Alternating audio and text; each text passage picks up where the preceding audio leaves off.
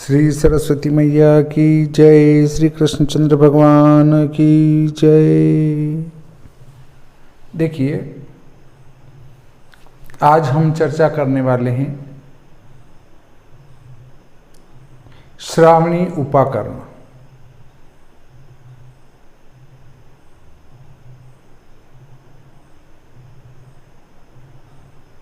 और पंचक में रक्षाबंधन कैसे करें, क्या उसको पहले करें या एक दिन बाद करें, क्या करें, उस पर भी चर्चा करेंगे।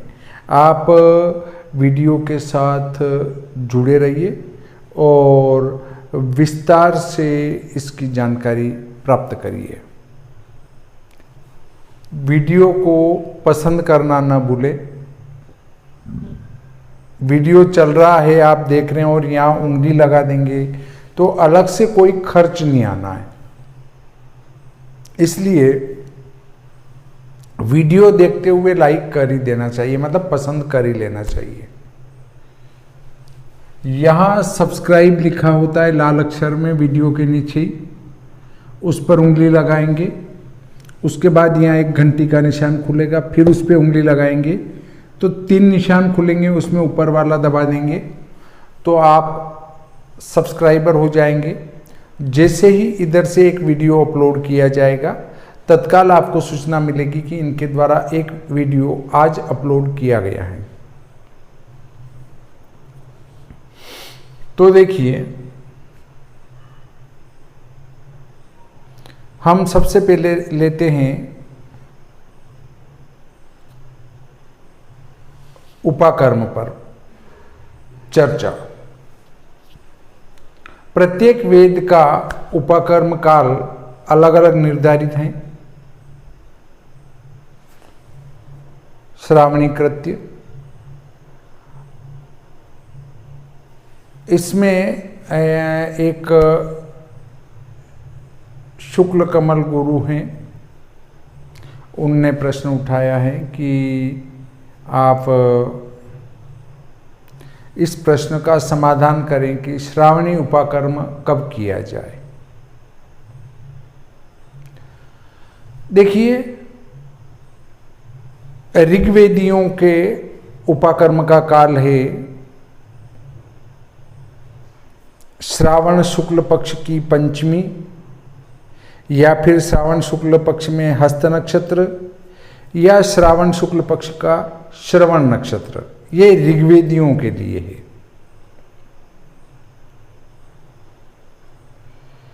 फिर इसमें भी और निर्णय पड़ते हैं कि कौन सा कब लेना चाहिए।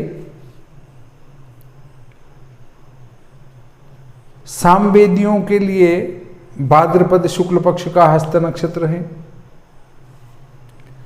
और शुक्ल यजुर्वेदियों के लिए और कृष्ण यजुर्वेदियों के लिए शुक्ल पक्ष की पंचमी, हस्त नक्षत्र और श्रावण की पूर्णिमा। तो देखिए, श्रावण की पूर्णिमा चूंकि रक्षाबंधन के दिन ही पड़ रही है, मैं आपको श्री भादव माता पंचांग से दिखाता हूँ कि उसमें क्या लिखा गया है, आप भी देख सकते हैं। देखिए, ये श्री भादव माता पंचांग है।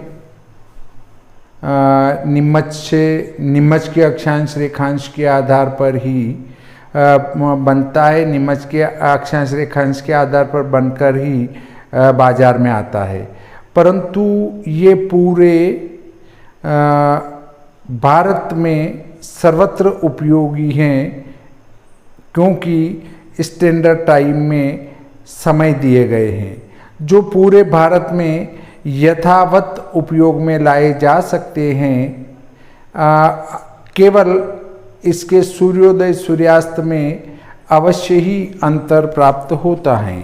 आपको अपने पास श्री भादव माता पंचांग अवश्य ही रखना चाहिए, जो साधारण हिंदी भाषा में लिखा गया है और इसके देखने की विधि भी अंदर दी गई है।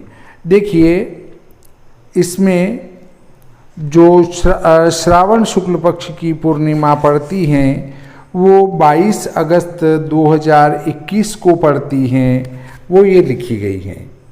अब देखिए, इसमें चूंकि पूर्णिमा 28 घटी हैं जो कि अपराह्न के बाद तक हैं, इसलिए श्रावणी उपाकर्म जो है हमारे कृष्ण और शुक्ल यजुर्वेदियों के लिए पूर्णिमा को ही रहेगा। इसके बाद यदि ऋग्वेदी करना चाहें तो चूंकि श्रवण नक्षत्र चतुर्दशी के दिन है, इसलिए चतुर्दशी के दिन ऋग्वेदी अपना श्रावणी उपाकर्म कर सकते हैं। तो पहले तो आपको ये तय करना पड़ेगा कि आपका वेद कौन सा है और उस वेद का श्रावणी उपाकर्म कब किया जाता है। यदि आपका शुक्ल या कृष्ण यजुर्वेद हैं तो आपका उपाकर्म पूर्णिमा 22 अगस्त को रहेगा, 22 अगस्त 2021। और यदि आप ऋग्वेदी हैं तो एक दिन पहले 22 की जगह 21 अगस्त 2021 को रहेगा। इसमें कोई शंका नहीं होना चाहिए, निसंकोच बिना विचारे ये कार्य कर सकते हैं। तो शायद मुझे लगता है कि आपका श्रावणी उपाकर्म से संबंधित समस्या का समाधान हुआ होगा। कृष्ण शुक्ल यजुर्वेद वाले श्रावणी उपाकर्म पूर्णिमा को करेंगे, ऋग्वेदी एक दिन पहले करेंगे, 21 अगस्त को करेंगे। अब हम अगला विषय लेते हैं। उस विषय के अंतर्गत आता है कि पूर्णिमा के दिन पंचक हैं तो क्या रक्षाबंधन को एक दिन आगे बढ़ाया जाए या एक दिन पीछे खिसकाया जाए। इस पर भी हम चर्चा करते हैं। लोगों के मस्तिष्क में विभिन्न प्रकार की शंका उत्पन्न होती रहती हैं, इसलिए हम पहले इस पर चर्चा करते हैं। देखिए,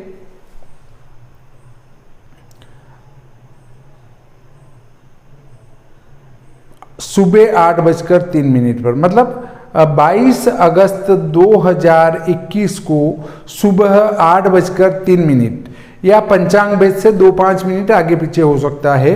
हम राउंड में अगर माने 8:15 ले लो या 7:45 ले लो, पर इस दरमियान हर पंचांग के अंदर पंचक प्रारंभ हो जाएंगे।